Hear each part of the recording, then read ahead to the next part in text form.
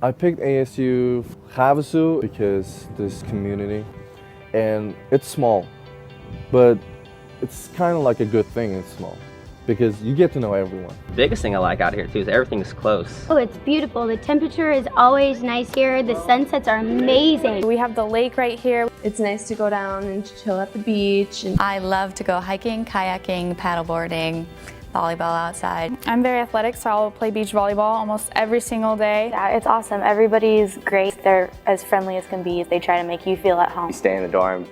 It's a great place to live. Oh, it's a family. And they're all opposites, yet we all mesh so well together. Like only like 10, maximum 20 students in the class. It's like a family. So teachers got to know you so much better. You're not a number. You see your professors, you can interact with them.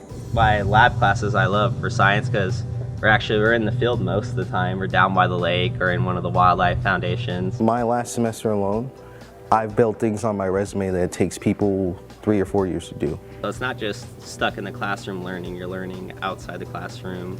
It's a very different experience, but it's a good experience.